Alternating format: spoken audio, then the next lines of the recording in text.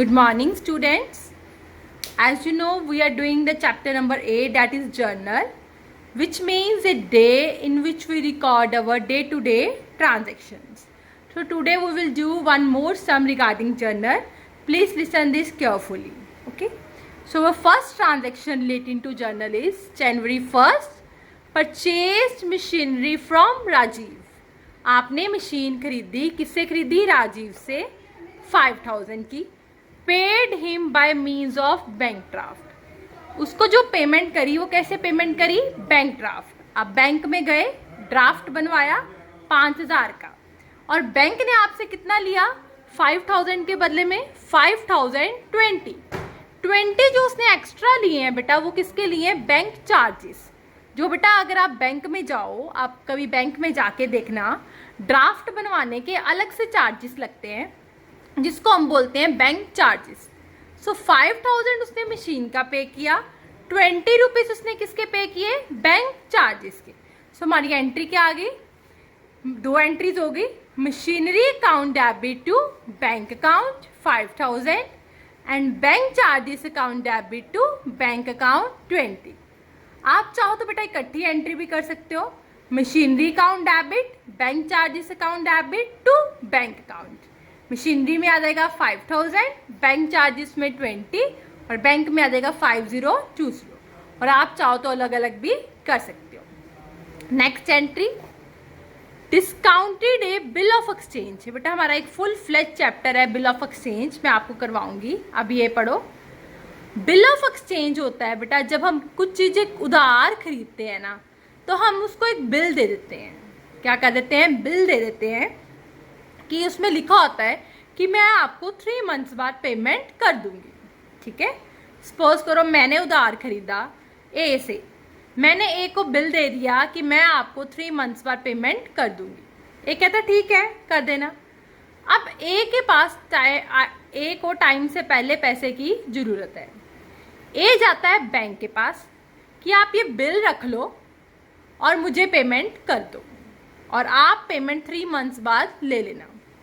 Bank क्या कहता है? ठीक है मैं आपका बिल रख लेता हूं और आपको पेमेंट कर देता हूं, बट मैं आपसे कुछ ना कुछ अमाउंट काटूंगा, मैं आपको पूरी पेमेंट नहीं करूंगा. वो कहता है ठीक है मेरी जरूरत भी पूरी हो जाएगी और मुझे पैसे भी मिल जाएंगे. तो वो 1% डिस्काउंट उसका काट रहा है. बिल लिया उसने 10,000 का, डिस्काउंट कितना काट रहा है वो? 1%. सो देखो एंट्री क्या आती है हमारी. ठीक है. बैंक से डिस्काउंट मिला है. जनवरी 3rd bank account debit discount account debit. नीचे क्या लिखना है आपने? जो आपके पास बिल था, जो आपने रिसीव करा था, वो आपने किसको दे दिया? बैंक को. To bills receivable account. याद रखना क्या वर्ड लिखना है? To bill receivable account. Bank account debit, discount account debit, to bills receivable account. देखो बिल कितने का था हमारा? ये 10,000 का. सो हम बिल में कितना लिखेंगे? 10,000. 1% डिस्काउंट कितना आ गया? 100. 10,000 माइनस 100 ये हम करते हैं. ये आ गया बेटा हमारा 9900. हमारी एंट्री देखो ध्यान से. Bank account debit, discount account debit, bill of exchange के लिए हम वर्ड यूज करते हैं टू बिल रिसीवेबल अकाउंट. ठीक है. 9900, 100 discount, 10,000 bill. Next entry purchase 100 bonds. Bonds होते हैं बेटा जैसे शेयर होते हैं ना. आपने किसी कंपनी में पैसा लगाया और उसके 100 बॉन्ड्स खरीदे हैं, मतलब आपने उसकी कंपनी में इन्वेस्टमेंट करी है. This is a security. Share, bond, debenture आप करोगे, आगे बताऊंगी आपको क्या होते हैं. ये सब हमारी सिक्योरिटीज हैं. आपने वो खरीदी. कितने बॉन्ड्स खरीदे? 100. था कितने का? 100 का एक. बट आपने पेमेंट करी थ्रू चेक, और कितनी पेमेंट करी? 95 ईच. आपने एक बॉन्ड 95 रुपीज में पे किया है. ठीक है. आपने खरीदी इन्वेस्टमेंट, क्या की? इन्वेस्टमेंट खरीदी। तो हमारी एंट्री क्या आ जाएगी? जो चीज हम खरीदते हैं वो क्या हो जाता है? डेबिट। क्या एंट्री आ जाएगी? इन्वेस्टमेंट अकाउंट डेबिट, खरीदा, पैसा गया, बट हमने पेमेंट करी है through cheque to bank account. ठीक, हमने पेमेंट कितने की करी है? 100 बॉन्ड्स थे, हमने 95 पर बॉन्ड पेमेंट करी है। चाहे वो 1000 का हो, चाहे 200 का हो, हमें उससे कोई मतलब नहीं। हमें मतलब है हमने जितने की पेमेंट करी है। हमने पेमेंट करी है 95 की, तो 100 इंटू 95 यहाँ कितना आ जाएगा? 9500। Is it okay? देखो, investment to bank 9500। Next entry, honoured our acceptance in favour of Shyam by cheque. इसका मीनिंग होता है बेटा, ऑनर अवर एक्सेप्टेंस का मीनिंग होता है हमारे पास जो बिल था वो हमने पे कर दिया। ऑनर्ड अवर एक्सेप्टेंस, जो हमने बोला था हम बिल पे कर देंगे, वो हमने पे कर दिया। कैसे पे कर दिया? By check.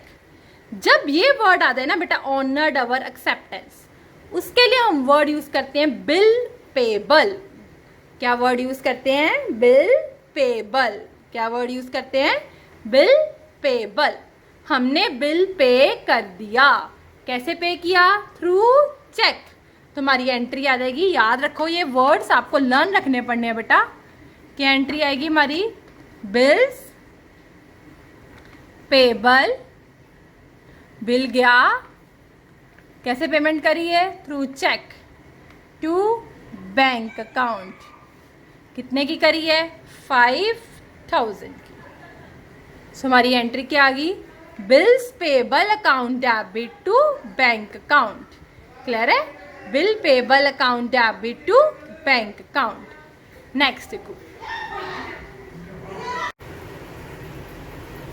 नेक्स्ट एंट्री है बेटा हमारी, रिसीव 2000 फ्रॉम बी, क्या है? बिल ऑफ एक्सचेंज, यही वाला। ठीक है, आपने 2000 रिसीव किया है for bill of exchange from Harry से।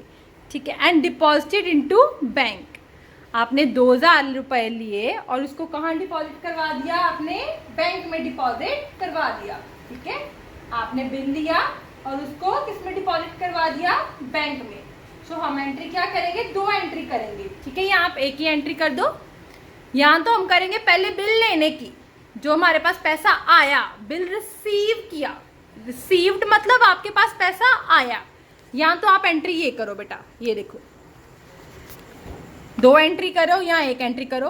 अगर आपको 2 एंट्री करनी है तो आप ऐसे करो। अगर आपके पास पहले पैसा आया, कैश टू बिल रिसीवेबल, आपने बिल रिसीव किया, कितने का? 2000 का। ठीक है, आपके पास बिल आ गया, अब उसको आपने किस में डिपॉजिट करा दिया? बैंक में। कैश डिपॉजिटेड इनटू बैंक, क्या एंट्री हो गई? Bank account debit to cash account 2000। यहाँ आप ये एंट्री करो। यहाँ तो आपकी ये 2 एंट्री होगी, cash account debit to bill receivable account और bank account debit to cash account. या इन दोनों एंट्री करने की बजाय आप एक एंट्री कर लो, दैट इज आप ये कर सकते हो, bank account debit to bill receivable account, कि आपने सीधा के सीधा किस में डिपॉजिट करवा दिया? बैंक में।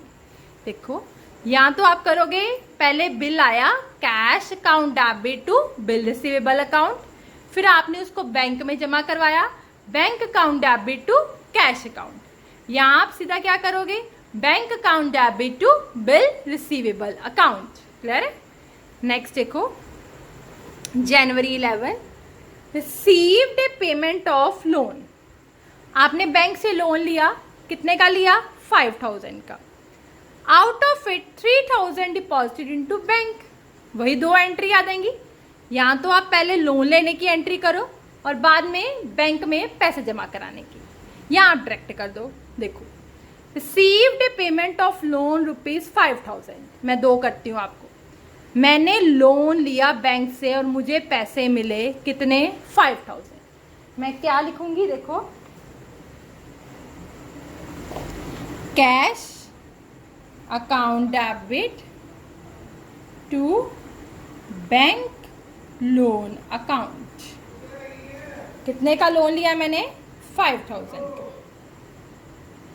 मैंने बैंक से लोन लिया cash account debit to bank loan account, ठीक है। उसमें से 3000 मैंने किस में डिपॉजिट करवा दिया? बैंक में। तो बैंक में डिपॉजिट कराने की एंट्री क्या होती है? Bank account debit to cash account. कितना डिपॉजिट करवा दिया मैंने? 3000। क्लियर है? पहले मैंने लोन लिया तो एंट्री की cash account debit to bank loan account 5000। उसमें से मैंने बैंक में कितना जमा करवा दिया? 3000। तो एंट्री कर दी bank account debit to cash account. कितना आ गया? 3000। आई होप ये आपको क्लियर हो गया हो। सो हम नेक्स्ट एंट्री करते हैं, देखो ध्यान से। Paid rent of building. आपने एक बिल्डिंग ली है बच्चे रेंट पे, उसका आपने रेंट पे किया है 12000। कितना पे किया आपने? 12000। Half used by proprietor for personal use. आधा बिल्डिंग जो रेंट देखो सपोज करो 12000 है, ठीक है। उसमें से आधी बिल्डिंग आप हाफ बिल्डिंग अपने ऑफिस के लिए यूज कर रहे हो और हाफ किसके लिए यूज कर रहे हो? पर्सनल यूज के लिए, ठीक है। सो रेंट भी हाफ हाफ हो जाएगा। अगर हम बिल्डिंग आधी आधी यूज कर रहे हैं तो रेंट भी आधा आधा हो जाएगा। मतलब हाफ रेंट है हमारा ऑफिस का 6000 और हाफ रेंट उसका पर्सनल है। जो ऑफिस का है उसके लिए तो हम वर्ड यूज करेंगे रेंट, बट जो पर्सनल है उसके लिए हम वर्ड यूज करेंगे ड्राइंग्स, ठीक है। ऑफिस के लिए आ गया रेंट और पर्सनल यूज के लिए क्या आ गया? ड्राइंग्स। तो क्या एंट्री करेंगे हम? देखो, rent account debit, drawings account debit to cash account. 6000, 6000, 12000। देखो ध्यान से, rent account debit, drawings account debit to cash account 6000, 6000 and 12000। I hope ये आपको इतनी ट्रांजेक्शन समझ लगी हो। सो मैं इसको रब करती हूँ। Now I will do next transaction. Next entry है बेटा हमारी, ध्यान से लिंक्ड है ये पहली एंट्री से। Paid fire insurance 1000 of above building. Above building means ये ऊपर वाली बिल्डिंग। आपके पास ऊपर वाली बिल्डिंग थी 12000 की, जिसका आप रेंट पे करते थे। मैंने अभी आपको बताया ना, वो हाफ किसके लिए यूज करते थे? ऑफिस के लिए, और हाफ क्या है? पर्सनल। जो ऑफिस के लिए यूज करते थे उसको तो आप रेंट लिखते हो, जो आप पर्सनल यूज करते थे उसको ड्राइंग्स लिखते हो, ठीक है। इसी की ही बिल्डिंग का उन्होंने फायर इंश्योरेंस करवाई हुई है। कितने की कराई है? 1000। वो भी हाफ हो गई। हाफ वो तो हो गई बिजनेस का खर्चा, ऑफिस का। हाफ हो गया वो पर्सनल खर्चा। पर्सनल के लिए तो हम वर्ड यूज क्या करेंगे? ड्राइंग्स, ठीक है। मीन्स 500 किस में आ जाएगा? ड्राइंग्स में। और जो ऑफिस के लिए पे किया है वो एडवांस में पे किया है, तो इसलिए हम क्या लिखेंगे? Prepaid insurance premium. क्या वर्ड लिखेंगे? एडवांस के लिए हम लिखते हैं प्रीपेड। प्री मीन्स हमने पहले ही उसका खर्चा पे कर दिया है। अगर प्रीपेड ना होता तो हमने क्या लिख देना था? इंश्योरेंस प्रीमियम अकाउंट डेबिट, ठीक है बेटा। जैसे यहाँ रेंट लिखा था, यहाँ इंश्योरेंस प्रीमियम लिख देना था। सो हमारी एंट्री क्या बन गई? ये दोनों 500 500 हो गए। एंट्री क्या बन गई हमारी? Insurance premium account debit drawings, sorry, prepaid insurance premium account debit drawings account debit to cash account, ठीक है। ये आ गया 500 500 1000। Is it okay? आपने 500 जो है बिजनेस का पे किया है उसके लिए हमने वर्ड यूज किया प्रीपेड इंश्योरेंस प्रीमियम, और जो पर्सनल है उसके लिए ड्राइंग्स टू कैश। ये आ गया। आई होप ये क्लियर है आपको। नेक्स्ट करते हैं salary due to clerk 500। Due का मीनिंग होता है बेटा आउटस्टैंडिंग, अभी आपने पे करनी है, अभी पे की नहीं है। अगर अभी आपने पे नहीं की तो आपकी क्या बन जाती है, इसको हम क्या बोलते हैं, सैलरी आउटस्टैंडिंग। ठीक है, यही होता ना, आपको काउंटिंग क्वेश्चन में कराया था ना मैंने। अगर आपने अभी पे नहीं की तो ये क्या है, अभी पे करनी है, सैलरी आउटस्टैंडिंग, तो ये हमारी क्या होती है, लायबिलिटी। लायबिलिटी होती है ना अगर पे भी करनी है, तो लायबिलिटीज हमेशा हमारी क्या होती हैं, क्रेडिट। तो याद रखा करो, एक्सपेंसेस हमेशा हमारे डेबिट, इनकम्स हमेशा क्रेडिट, एसेट्स हमेशा हमारी डेबिट होती हैं, और लायबिलिटीज और कैपिटल हमेशा हमारी क्रेडिट होती है। ठीक है, आप लायबिलिटी से लिख लो, लायबिलिटी हमेशा हमारी क्या होती है, क्रेडिट होती है। ठीक है, अब अगर ये सैलरी आउटस्टैंडिंग है, अभी पे करनी है, तो ये क्या है हमारी लायबिलिटी, तो ये क्या हो जाएगी, क्रेडिट। ठीक है, दो चीजें आ गई, एक आ गई वर्ड सैलरी, अगर पे कर दिया होता तो टू कैश आ जाना था। सैलरी क्या है हमारा, एक्सपेंस, ये क्या होना है, डेबिट। क्लियर है, अभी पे नहीं की तो ये क्या बन गई, सैलरी आउटस्टैंडिंग। ये क्या बन गई हमारी लायबिलिटी, ये क्या होनी है, क्रेडिट। सो हमारी एंट्री क्या बन गई, देखो बेटा, अगर हमने पे कर दी होती तो हमारी एंट्री आनी थी salary account debit to cash account. अब नहीं पे की तो टू कैश की जगह क्या लिख देना है, टू सैलरी आउटस्टैंडिंग अकाउंट। अभी पे करनी है, अभी पे की नहीं है, salary account debit to salary outstanding account. Clear. Next देखो, paid income tax 500। Income tax, मैंने आपको एक बात बताई हुई है, दो वर्ड होते हैं हमेशा याद रखा करो, इनकम टैक्स और एक होता है LIC, लाइफ इंश्योरेंस। याद रखना, ये दोनों आपके पर्सनल खर्चे हैं, क्योंकि हर बंदे की पर्सनल इनकम पे टैक्स लगता है और पर्सनली अपनी ही लाइफ इंश्योरेंस प्रीमियम पे करता है, वो किसी के नहीं पे करता। सो इन दोनों वर्ड यूज के लिए, इन दोनों वर्ड्स के लिए हम यूज करते हैं ड्रॉइंग्स। क्या वर्ड यूज करते हैं हम, ड्रॉइंग्स। सो इनकम टैक्स के लिए पेड इनकम टैक्स हमारी एंट्री आ जाएगी drawings account debit to cash account. कितना आ गया, 500। आई होप ये क्लियर हो गया। ठीक है, लास्ट एंट्री है, आपने पे किया लाइफ इंश्योरेंस प्रीमियम, वही सेम क्या एंट्री आ जाएगी, drawings account debit to cash account. कितना आ गया ये, 1000। देख लो एक बार। आई होप ये आपको सारी एंट्रीज क्लियर हो गई हो। Still if you have any query then you can ask from me. Thank you बेटा।